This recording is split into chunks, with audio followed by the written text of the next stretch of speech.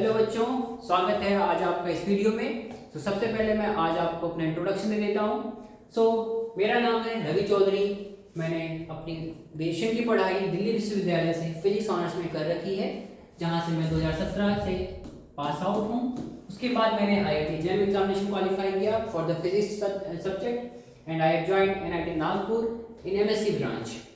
And after completing my MSc from there in 2020 I have joined education sector और मेरे पास 4+ years का experience है in education sector. Also मैंने IIT gate का examination भी qualify कर रखा है। सो ये रहा मेरे बारे में थोड़ा सा ब्रीफ इंट्रोडक्शन। सो स्टार्ट करते हैं हम आज का अपना टॉपिक, जो कि होने वाला है हमारा इलेक्ट्रिसिटी चैप्टर। इलेक्ट्रिसिटी चैप्टर आपके क्लास 10th का बहुत ही इंपॉर्टेंट चैप्टर है, जो कि आप कह सकते हो कि आपके आगे की पढ़ाई का ये एक जस्ट बेसिक स्ट्रक्चर है, जो कि आपके आगे की फिजिक्स की स्टडीज का बैकबोन कहलाएगा। सो हम स्टार्ट करेंगे आज के इलेक्ट्रिसिटी चैप्टर का। हमारा पहला लेक्चर होने वाला है, जिसमें हम अपना पहला पॉइंट देखेंगे इलेक्ट्रिक चार्ज होता क्या है। ओके, सो चार्ज के बारे में स्टडी करेंगे।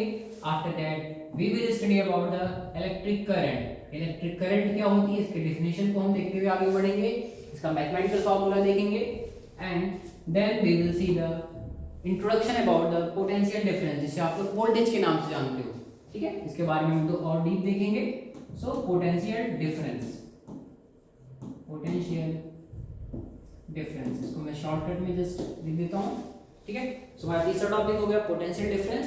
इसके बाद हम स्टडी करेंगे अपना फोर्थ टॉपिक, जो कि होने वाला है हमारा रेजिस्टेंस के बारे में। अब रेजिस्टेंस होता क्या है, ये हमारी लाइफ में आया कैसे, कौन से साइंटिस्ट इसको लेकर के आए, इसके बारे में हम देखेंगे। सो बेसिकली इसको ओम्स लॉ ने सबसे पहले इंटरप्रेट किया था। सो ओम्स लॉ के बारे में हम स्टडी करेंगे, जिसमें हम रेजिस्टेंस के बारे में भी देखते हुए चलेंगे। ओके, सो जब आप ओम्स लॉ स्टडी कर लोगे, इसके बाद कुछ प्रॉपर्टीज ऑफ रेजिस्टेंस भी होने वाली हैं। तो हम जस्ट शॉर्टकट में लिख देते हैं कि रेजिस्टेंस होता क्या है। नॉर्मल लैंग्वेज में आप लोगों ने रेजिस्टेंस के बारे में जरूर यूज किया होगा। रेजिस्टेंस मतलब अपोज करना। सो कुछ वही एनालॉजी यहाँ भी यूज होने वाली है। सो आपने रेजिस्टेंस देख लिया, पोटेंशियल डिफरेंस देख लिया, ओम्स लॉ देख लिया, करंट देख लिया, चार्जेस देख लिया। फिर हम जब रेजिस्टेंस को देख लेंगे, तो इसी में एक और टर्म हमारा आता है रेजिस्टिविटी। जैसे आपकी डेंसिटी होती है किसी मटेरियल की, वैसे ही जब इलेक्ट्रिसिटी हम पढ़ते हैं तो वहां पर हमें रेजिस्टिविटी के बारे में भी स्टडी करना होता है। ठीक है, आपने रेजिस्टिविटी भी देख लिया। फिर फाइनल टॉपिक हम देखेंगे, जो कि होगा हमारा हीटिंग इफेक्ट, जो कि जूल्स ने उसको इंटरप्रेट किया था, joules law of heating, joules law of heating. ठीक है, सो स्टार्ट करते हैं आज अपना lecture from the first point, that is electric charge. ठीक, तो हम चार्जेस के बारे में स्टडी करते हैं। सो चार्जेस के बारे में स्टडी करने से पहले मैं आपको थोड़ा सा बैक में ले चलता हूँ, या फिर आप कहो कि मैं आपको केमिस्ट्री सब्जेक्ट में लेकर के चलता हूँ, जहां पर आप लोगों ने एटम के बारे में स्टडी किया होगा। सो एक बार मैं यहाँ पर फिर से एक एटम का स्ट्रक्चर बनाता हूँ। ठीक है, सॉरी फॉर दिस आर्ट। सो हमारा कुछ ये हो गया एटम। ठीक है, जो कि स्फेरिकल लाइक स्ट्रक्चर होता है। एटम के सेंटर पार्ट पर आपको भी पता है कि हमारा पूरा का पूरा मास कंसंट्रेटेड होता है। ठीक है, जिसे आप लोग न्यूक्लियस के नाम से जानते हो। न्यूक्लियस में हमारे दो टाइप के सब एटॉमिक पार्टिकल पाए जाते हैं। सब एटॉमिक का मतलब एटम से भी छोटे छोटे पार्टिकल्स। ठीक है, सो प्रोटॉन और न्यूट्रॉन हमारे इस पर्टिकुलर एटम के इनसाइड होते हैं at the nucleus, centre of the structure. ठीक है, और इसके चारों तरफ जो इलेक्ट्रॉन्स होते हैं सर्कुलर ऑर्बिट पर रिवॉल्व करते रहते हैं अराउंड द न्यूक्लियस। सो ये हमारे इलेक्ट्रॉन्स होते हैं। ठीक है, तो तीन टाइप के सब एटॉमिक पार्टिकल अभी आपको जानना जरूरी है, इलेक्ट्रॉन, प्रोटॉन और न्यूट्रॉन। सो हमारा जो न्यूक्लियस होता है, इसे मैं नाम यहाँ पर लिख देता हूँ इसका, न्यूक्लियस। ठीक है, इसके चारों तरफ जो ऑर्बिट होता है, जिसमें हमारा इलेक्ट्रॉन मूव करता है, बेसिकली इसका पाथ होता है, जिसे आप बोलते हैं ऑर्बिट। सो अगर आपका एटम न्यूट्रल है, इसका मतलब उस पर कोई भी चार्ज नहीं है, तो आप क्या कह सकते हो कि हमारा उस पर नंबर ऑफ जो इलेक्ट्रॉन्स हैं और नंबर ऑफ प्रोटॉन्स एक दूसरे के इक्वल है। सो किसी भी एटम में हमारे नंबर ऑफ इलेक्ट्रॉन और प्रोटॉन्स इक्वल होते हैं। कब? जब हमारा वो पर्टिकुलर एटम न्यूट्रल होता है, मतलब उस पर कोई भी चार्ज ना हो। ठीक है, सो अब यहाँ से इलेक्ट्रॉन प्रोटॉन के बारे में देखेंगे, जो कि हमारे चार्जेस को कैरी करते हैं। सो चार्ज हमारे दो टाइप के होते हैं। पहला होता है पॉजिटिव चार्ज, दूसरा होता है हमारा negative charge. So positive charges को कैरी करने वाला जो पार्टिकल होता है वो प्रोटॉन होता है, ठीक है। तो इसीलिए हम कहते हैं कि हमारे जो प्रोटॉन्स होते हैं इस पर पॉजिटिव चार्जेस होते हैं और वहीं पर इलेक्ट्रॉन्स पर नेगेटिव चार्जेस होते हैं, ठीक है। सो पॉजिटिव चार्ज की जो न्यूमेरिकल वैल्यू होती है वो होती है 1.6 into 10 to the power minus 19 coulomb. वहीं पर अगर हम नेगेटिव चार्जेस के बारे में देखें तो इसकी वैल्यू सेम होती है, मैग्नीट्यूड सेम होता है बट साइन अपोजिट होता है, मतलब नेगेटिव होता है। So 1.6 into 10 to the power minus 19 coulomb negative में। अब आपने यहाँ पर देखा कूलम, सी क्या है यहाँ पर, ओके। सो सी बेसिकली इसको बोलते हैं हम लोग कूलम। सो आप इसे कह सकते हो कि हमारा यूनिट ऑफ चार्ज है, unit of charge. Basically coulomb एक साइंटिस्ट थे जिनके नाम पर ही यूनिट का नाम रखा गया। सो चार्ज हमारा हो गया दो टाइप का, नेगेटिव और पॉजिटिव चार्जेस। उनकी न्यूमेरिकल वैल्यूज आपने देख ली, उसकी यूनिट को देख लिया। अब हम देखेंगे इसकी कुछ प्रॉपर्टीज के बारे में। So properties of charges, properties of charge. So पहली प्रॉपर्टी हम देखते हैं। तो जैसे कि आपने देखा होगा मैग्नेट जो होते हैं उनके नॉर्थ और नॉर्थ पोल या फिर साउथ और साउथ पोल एक दूसरे से रिपल करते हैं, दूर भागते हैं एक दूसरे से। ऐसे ही हमारे जो चार्जेस होते हैं सेम टाइप के चार्जेस वो एक दूसरे को रिपल करते हैं। So same charges, same type of charges, same type of charges ripple each other, ripple each other and जो हमारे लाइक चार्जेस होते हैं, सॉरी अनलाइक चार्जेस होते हैं, मतलब अपोजिट टाइप के, वो एक दूसरे को अट्रैक्ट करते हैं। एंड अपोजिट बोलो या फिर आप अनलाइक बोलो, बात एक ही है। सो opposite charges attract each other, attract each other, ठीक है। सो अगर आप इसको फिगर के वाइज देखना चाहो समझने के लिए इजी होगा आपके लिए। तो अगर दो पॉजिटिव चार्जेस आपस में एक दूसरे के पास हैं तो एक दूसरे से हमेशा दूर भागेंगे, मतलब इनके बीच में कुछ रिपल्सिव फोर्स लग रहा होगा। सेम कंडीशन हमारी दोनों नेगेटिव चार्जेस के लिए भी होने वाली है, ये भी एक दूसरे से दूर भागेंगे इन चीजों को, ठीक है। वहीं पर आप देखो अगर हम अनलाइक चार्जेस ले लें जैसे कि पॉजिटिव और नेगेटिव तो एक दूसरे को अट्रैक्ट करते हैं, या फिर नेगेटिव और पॉजिटिव एक दूसरे के पास आने की कोशिश करते हैं, ठीक है। तो ये पहली प्रॉपर्टी होगी हमारी चार्जेस के बारे में। इसके बारे में हम सेकेंड प्रॉपर्टी देखते हुए चलेंगे। सो सेकेंड प्रॉपर्टी जो हमारी बहुत ही मोस्ट इंपॉर्टेंट प्रॉपर्टी है, जिसे आप लोग बोलते हो क्वांटाइजेशन ऑफ चार्ज। आप लोगों ने शायद अभी इस वर्ड का नाम मत सुना हो, क्वांटाइजेशन मतलब दो वर्ड, ये सिंपली आप समझो एक वर्ड से मिलकर बना क्वांटा। क्वांटा का मतलब लैटिन में होता है पार्टिकल, क्वांटा मतलब होता है आपका पार्टिकल, ठीक है। सो क्वांटाइजेशन ऑफ चार्ज का मतलब क्या है? इसका मतलब है कि जो चार्जेस होते हैं वो ऑलवेज एक कंप्लीट फॉर्म में होते हैं। सो आपने देखा कि जो बेसिक हमारा चार्ज यूनिट था वो था 1.6 into 10 to the power minus 19 coulomb, जिसे आप ई से डिनोट करते हो। तो जो भी चार्ज आपके पास नेचर में होगा, पूरे यूनिवर्स में कहीं पर भी होगा, वो ऑलवेज इसी ई का मल्टीपल होने वाला है, ठीक है।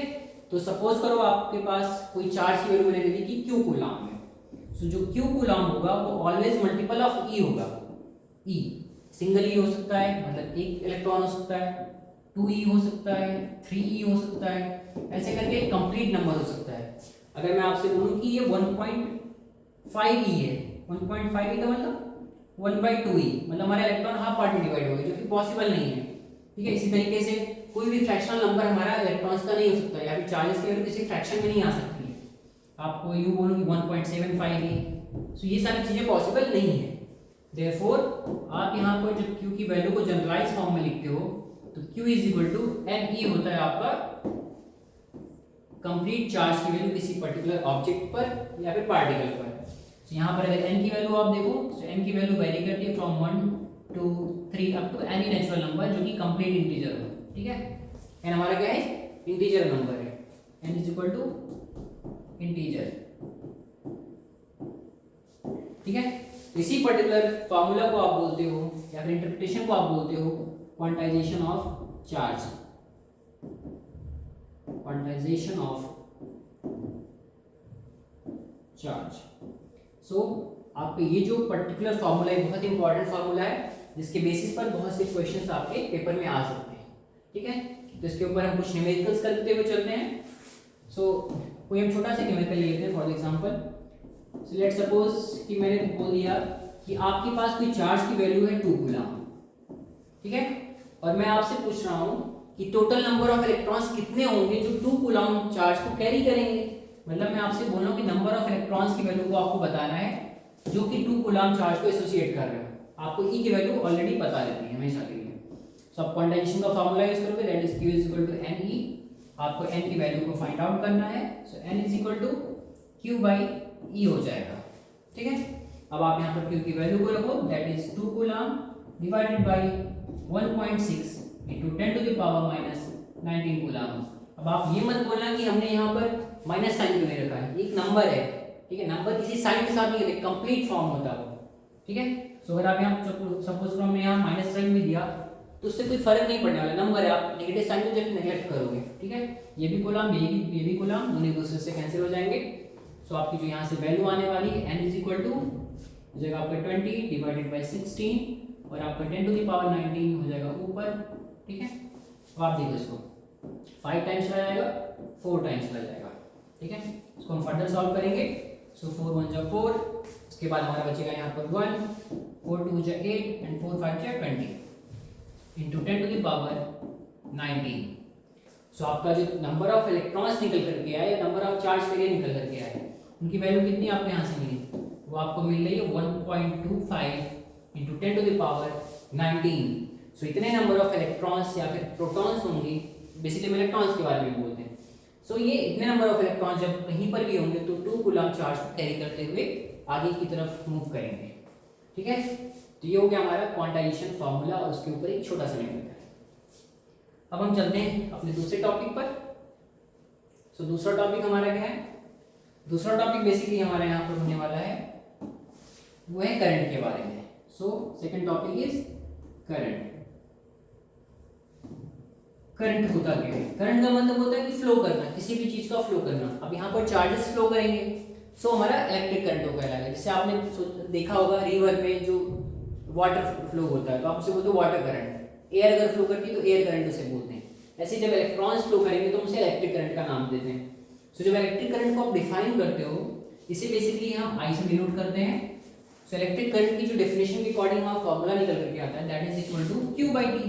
इसका मतलब क्या है कि किसी पर्टिकुलर टाइम में फ्लो होने वाले चार्जेस की जो वैल्यू होती है, अगर आप उन दोनों का रेशियो लो, so that will give you as a amount of current flowing in that particular area.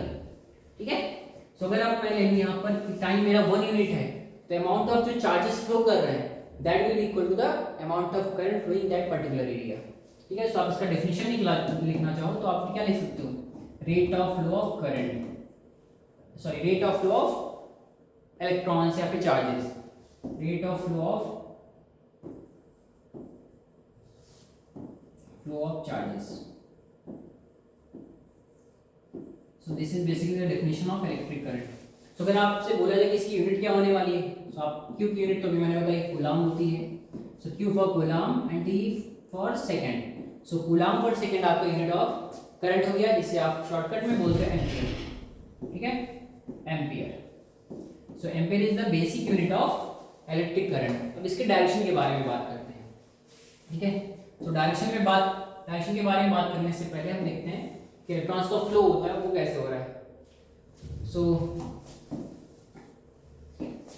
जब भी आप डायरेक्शन ऑफ इलेक्ट्रिक करंट लेते हो तो ऑलवेज हम इलेक्ट्रॉन्स के फ्लो के अपोजिट लेते हैं। ठीक है, सो हमारा डायरेक्शन ऑफ इलेक्ट्रिक करंट क्या होगा, direction of electric current that is equal to the opposite of electron flow, opposite of electron flow। ठीक है, अगर हमारा इलेक्ट्रॉन कुछ इस तरीके से इस डायरेक्शन में फ्लो कर रहा है तो करंट हमारा जस्ट इसके अपोजिट एज्यूम किया जाता है। तो आप इससे ये मत बोल देना कि हमारा जो करंट है वो वेक्टर क्वांटिटी, नहीं, ये वेक्टर क्वांटिटी नहीं है। वेक्टर स्केलर होता है, इसके बारे में आप और डीप में देखोगे। सो बेसिकली आप इतना समझ लो कि जो वेक्टर क्वांटिटीज होती हैं वो डायरेक्शन और मैग्नीट्यूड दोनों को कैरी करती हैं, वहीं पर जो हमारा स्केलर क्वांटिटीज होती हैं वो जस्ट मैग्नीट्यूड को कैरी करती हैं। सो हमारा जो इलेक्ट्रिक करंट है वो एक स्केलर क्वांटिटी है। ठीक है, जो जस्ट मैग्नीट्यूड के साथ रिप्रेजेंट किया जाता है, कभी डायरेक्शन के साथ नहीं किया जाता है।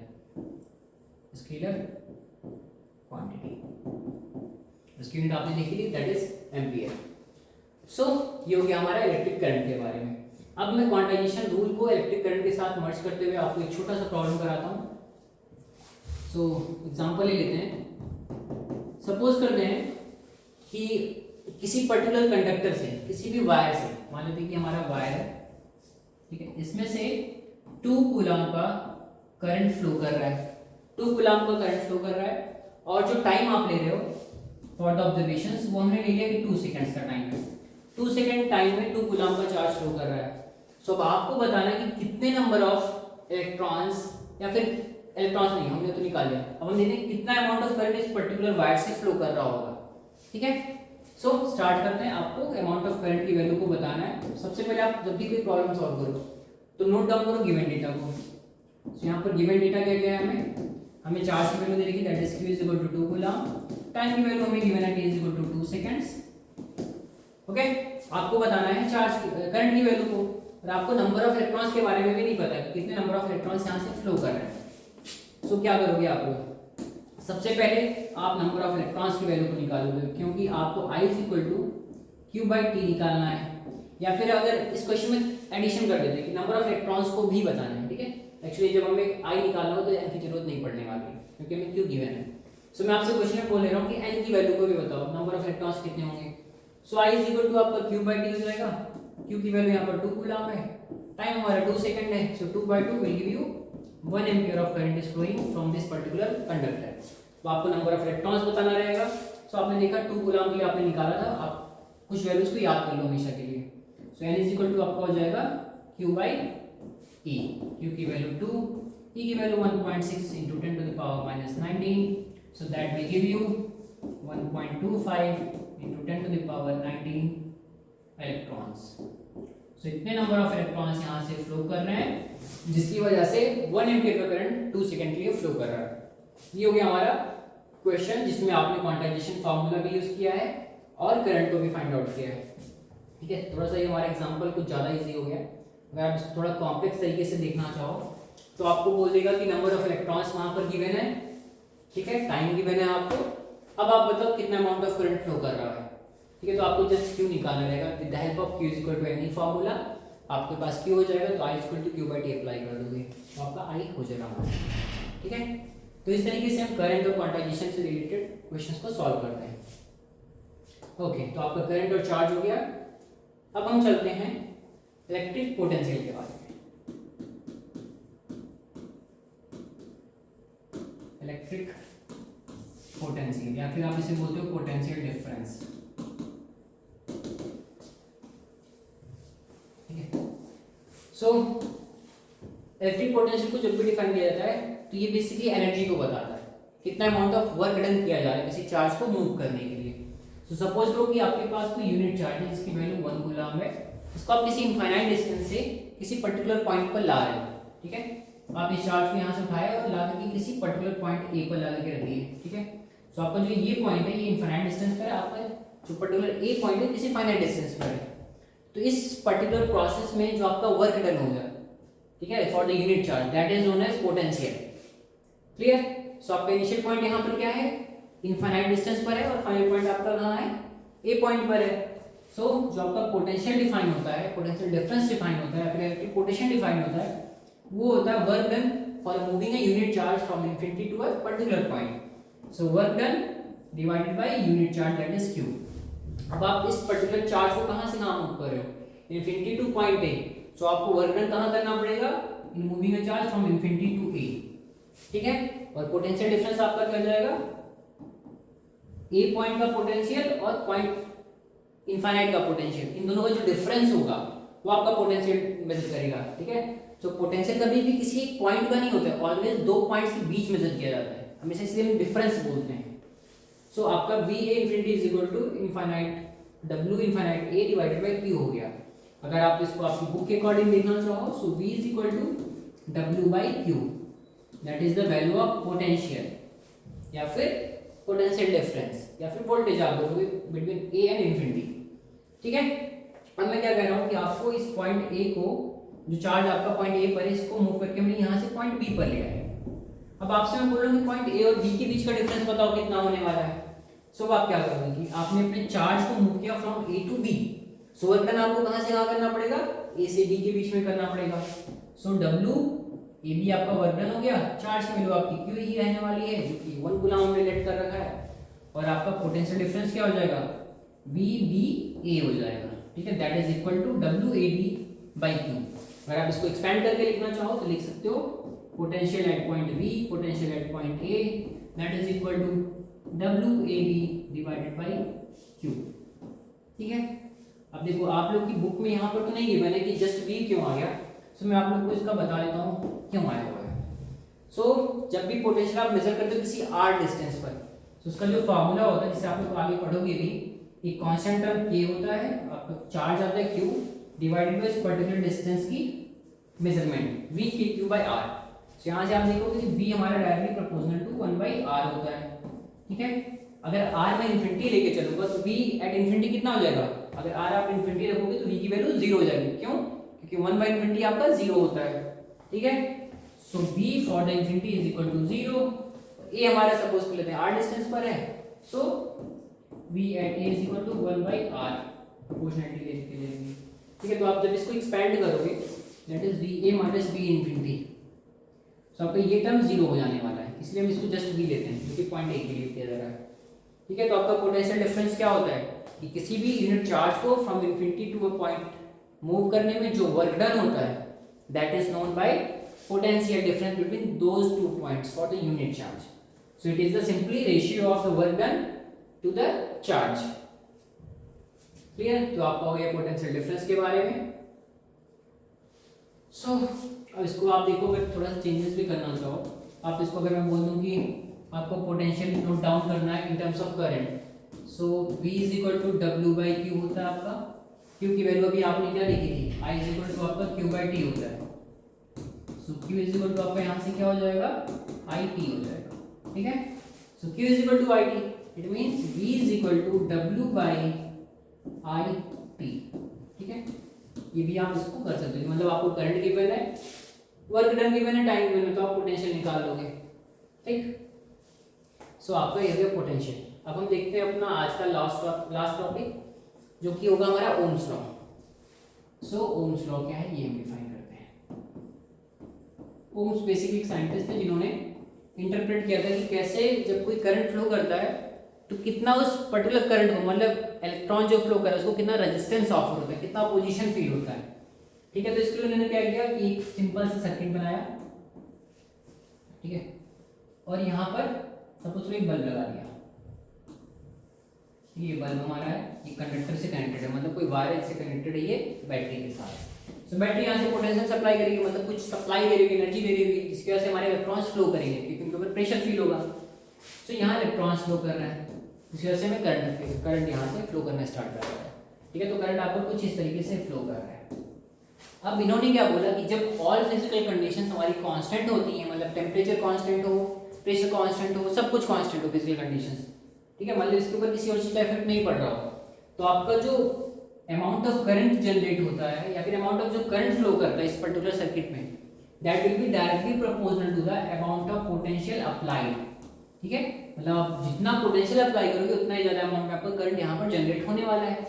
इसका मतलब क्या है कि V by I का जो रेशियो है वो ऑलवेज एक कांस्टेंट टर्म आने वाला है। ठीक है, इसका मतलब क्या हुआ कि अगर आपका पोटेंशियल 1 यूनिट है तो करंट भी 1 यूनिट होने वाला है, पोटेंशियल 2 यूनिट है तो आपका पोटेंशियल भी 2 यूनिट होने वाला है। ठीक है, इसी तरीके से उनका रेशियो ऑलवेज कांस्टेंट होगा। फिर इस कांस्टेंट टर्म को इन्होंने डिफाइन किया with the help of resistance. So constant term की वैल्यू को लिखा गया यहाँ पर रेजिस्टेंस से, दैट इज R। R हमारा क्या है यहाँ पर, इस पर्टिकुलर सर्किट का जो रेजिस्टेंस होगा, जो ऑफर हो रहा है इस पर्टिकुलर इलेक्ट्रॉन को फ्लो होने में, वो R उसकी वैल्यू को दिखा रहा है। So this is resistance. Okay, so from here आपने बहुत बार फॉर्मूला देखा होगा, that is V is equal to IR। Clear, so V is equal to IR आपका क्या होगा, ओम्स लॉ के अकॉर्डिंग आ गया। अब आपने देखा यहाँ पर पोटेंशियल, करंट और रेजिस्टेंस तीनों चीजें एक दूसरे के साथ कनेक्ट होंगी। क्लियर, तो अगर आपसे कोई पूछे रेजिस्टेंस को डिफाइन करो, व्हाट इज रेजिस्टेंस, इसकी यूनिट क्या होती है, सो आप क्या डिफाइन करोगे? Resistance is the measurement of force, opposition force that is applied by the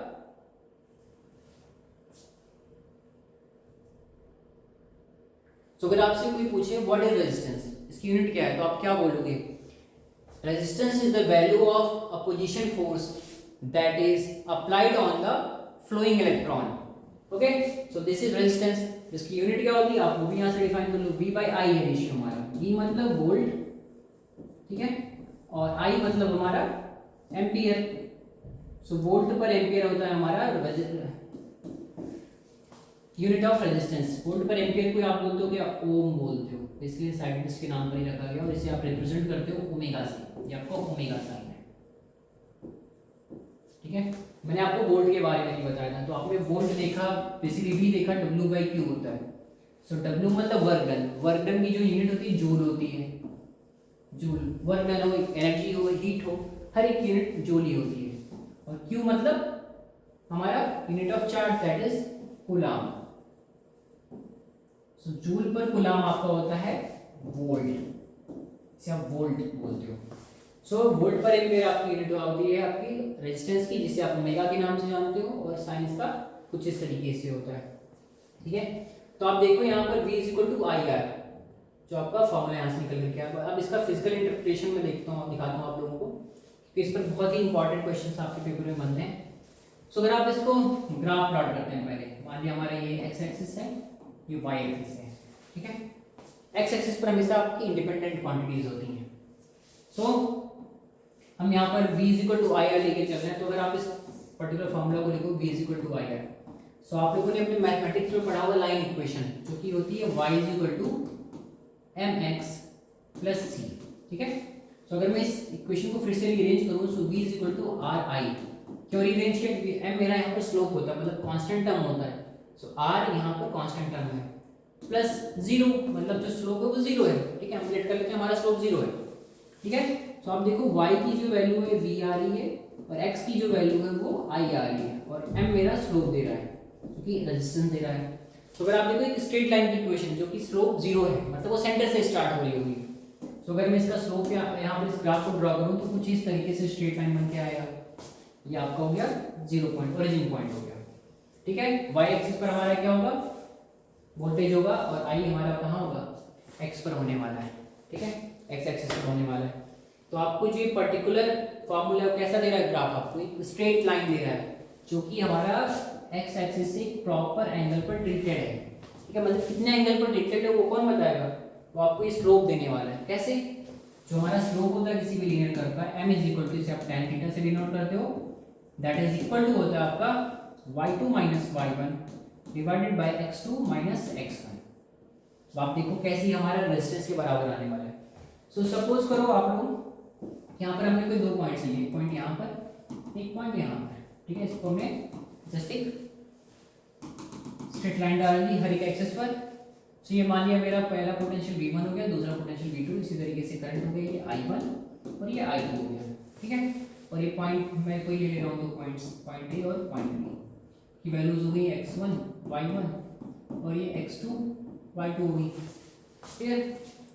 so आप क्या करोगे? अगर आप देखो यहाँ से y की वैल्यू, y2 की वैल्यू कितनी है? V2 है, y1 की वैल्यू V1 है। तो आप यहाँ पे वैल्यू पुट करो, V2 minus V1 divided by I2 minus I1। आप इसको चेंज दिखा रहे, चेंज का मतलब डेल्टा, ठीक है, difference. So delta V divided by delta I, that is equal to आपका हो जाएगा m, मतलब स्लोप। और यही आपने ओम्स लॉ में देखा था, this is the value of our resistance. So delta V by delta I will be equal to resistance of the circuit, और ये R क्या है? आपका इस पर्टिकुलर ग्राफ का स्लोप है। क्लियर? तो जब भी आपको कहीं ऐसी ग्राफ गिवन हो और आपसे बोला जाए कि उसका रेजिस्टेंस बताओ क्या होने वाला है, तो आप सिंपली उसका स्लोप निकाल दोगे, ठीक है। तो ये रहा हमारा ओम्स लॉ के बारे में। सो इसके ऊपर आप लोग को मैं एक क्वेश्चन करा देता हूँ, फिर हम अपनी क्लास एंड करेंगे। इसके बाद हम आगे की क्लासेस में स्टडी करेंगे।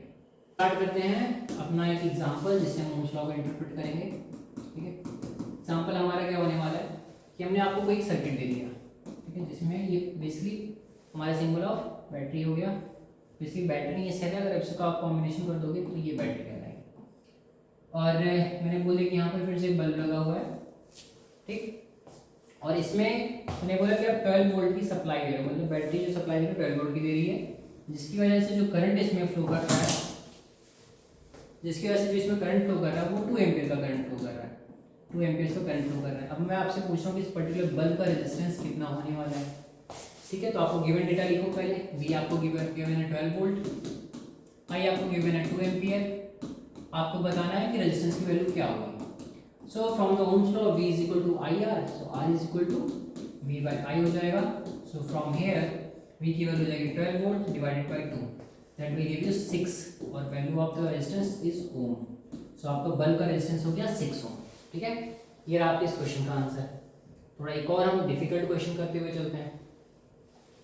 क्वेश्चन नंबर हम सेकंड ले लेते हैं, एग्जांपल नंबर सेकंड। आपको मैंने दे दिया यहाँ पर ग्राफ, डिफिकल्ट नहीं कह सकता मैं इसे, बेसिकली आपका इंटरप्रिटेशन है ग्राफ का, उसी के बारे में मैंने बोल दिया कि इस ग्राफ पर ये 0 पॉइंट हो गया, ये 1 हो गया, ये 2 हो गया, 3 4 अप टू 5, ये वोल्टेज को दिखा रहा है। इस तरीके से जब हमने कर दिया, ठीक है। 2 एम्पियर, 3 एम्पियर, 4 एम्पियर, इसको सेम तरीके से करते हैं। सो 2 4 6 8 10 12, और ये हमारा करंट हो गया इन एम्पियर्स, ठीक है। ये आपका करंट एम्पियर्स में गिवन है। सो अब यहाँ पर जो ग्राफ प्लॉटेड आपको क्वेश्चन में गिवन है कुछ इस तरीके से गिवन है। आपसे बोला जा रहा है what is the resistance of that particular conductor, ठीक है।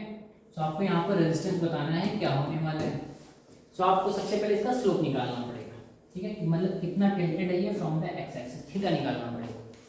सो आप इसमें से कोई भी 2 पॉइंट ले लो, रैंडम 2 पॉइंट। सो सपोज मैंने एक ले लिया पॉइंट नंबर ये 4 और एक ले लिया मैंने 8, ठीक है। अब इसके आप डायरेक्टली यहाँ पर देखो कौन सा कनेक्शन होने वाला है।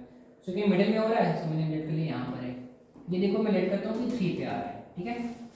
सो जब I2 की वैल्यू 8 है, I2 की वैल्यू 8 वोल्ट है, 8 एम्पियर है, सो उस टाइम मैंने वोल्टेज कितना दिया, V2 की वैल्यू 3 वोल्ट थी। वहीं पर जब I1 मेरा कितना है 4 एम्पियर है, 4 एम्पियर है, सो V1 की वैल्यू कितनी है, हम देखते हैं इसका मिडिल पॉइंट है तो 1.5 ले लेते हैं, ठीक है। सो अब आपको बताना है कितना अमाउंट ऑफ रेजिस्टेंस होगा। सो आप रेजिस्टेंस का फॉर्मूला यूज करके with the help of slope formula V2 minus V1 divided by I2 minus I1। सो यहाँ पर वैल्यूज रखो, V2 की वैल्यू 3, V1 की वैल्यू 1.5, I2 की वैल्यू आपकी हो जाएगी 8 minus 4, so this is 1.5 divided by 4। तो आपका पॉइंट हटाओ, नीचे 0 आ जाएगा। So R will be is equal to 15 by 40, ठीक है। सो 15 बाई 40। सो अगर आप इसको ऐसे लिखना चाहो तो भी ठीक है, अगर न्यूमेरिकल वैल्यू में लिखना चाहें तो जगह हमारे कितना 0.3 और 12/3 0.375 ओम्स आपका इस पर्टिकुलर वायर का रेजिस्टेंस हो जाने वाला है, ठीक है, जिसका आपको स्लोप गिवन है, that will be equal to tan theta. अब यहाँ पर आप थीटा की वैल्यू निकाल सकते हो, तो थीटा अगर मैं बोलूँ तो theta will be equal to tan of inverse 0.375, ये आपका हो गया एंगल कितना टिल्टेड है from the X axis. So ये हो गया आपका इस पर्टिकुलर प्रॉब्लम का सेकंड क्वेश्चन। ओके, सो आज हमने देखा इलेक्ट्रिक चार्जेस के बारे में, करंट के बारे में, पोटेंशियल डिफरेंस के बारे में, फिर हमने ओम्स लॉ देखा और रेसिस्टिविटी देखा। सो जो रिमेनिंग टॉपिक है हम अगली क्लास में जो देखेंगे, तब तक के लिए गुड नाइट।